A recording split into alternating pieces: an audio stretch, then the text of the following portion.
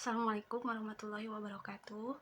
Perkenalkan, nama saya Syifa Sofyanisa. Di sini saya akan menjelaskan mengenai peradilan dalam sistem sosial dengan kelompok 11 yang beranggotakan saya sendiri Syifa Sofyanisa, Rifal Lukmanul Hakim, Sidik Abdullah, dan Wida Lisa.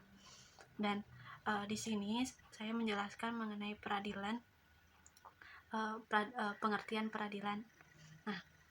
Peradilan adalah segala sesuatu atau sebuah proses yang dijalankan di pengadilan yang berhubungan dengan tugas memeriksa, memutus, dan mengadili perkara dengan menerapkan hukum atau menemukan hukum.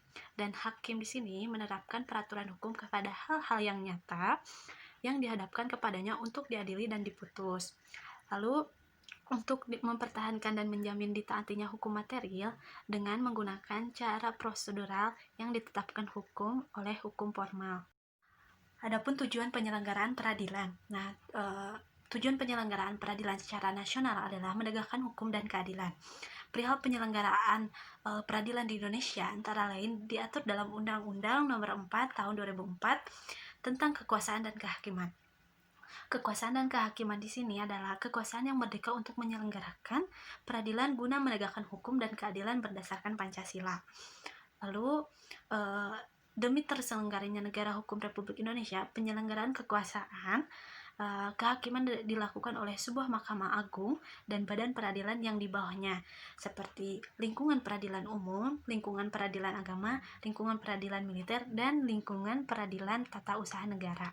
Meskipun di Indonesia terdapat 4 lingkungan peradilan, akan tetapi konstitusi juga memberikan kesempatan dibuatnya pengadilan khusus yang berada di bawah masing-masing peradilan tersebut. Nah, 4 lingkungan peradilan di Indonesia berdasarkan Pasal 24 Ayat 2 Undang-Undang 1945 antara lain yaitu yang pertama yaitu di lingkungan peradilan umum yang meliputi perdata, yaitu seperti perjanjian jual beli, wan prestasi, dan lain-lain.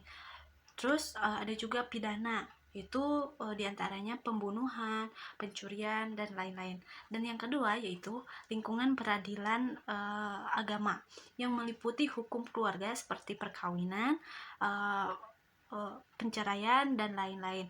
Undang-undang yang mengatur mengenai peradilan agama yakni pada Undang-Undang Nomor 7 Tahun 1989 tentang peradilan agama yang bertugas dan berwenang untuk memeriksa serta menyelesaikan perkara di tingkat antara orang-orang yang beragama Islam di bidang perkawinan, waris, wasiat, hibah, wakaf, dan sodaqoh, di mana keseluruhan di bidang tersebut dilakukan berdasarkan hukum Islam. Dan yang ketiga yaitu lingkungan peradilan tata usaha negara yang meliputi antara warga negara dan pejabat usaha negara.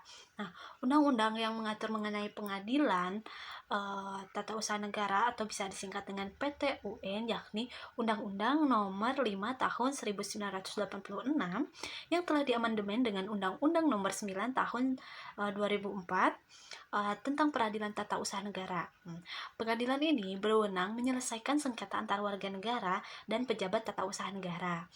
Objek yang disengketakan dalam peradilan tata usaha negara yaitu keputusan dan tata usaha negara yang dikeluarkan oleh pejabat tata usaha negara. Dan dalam peradilan tata usaha negara yang yaitu terdapat dua macam upaya hukum antara lain yakni upaya administrasi yang terdiri dari banding administrasi dan keberatan serta gugatan.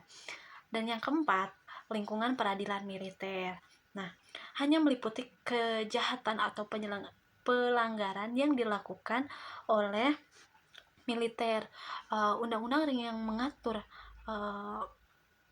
mengenai pengadilan militer yakni Undang-Undang Nomor 31 Tahun 1997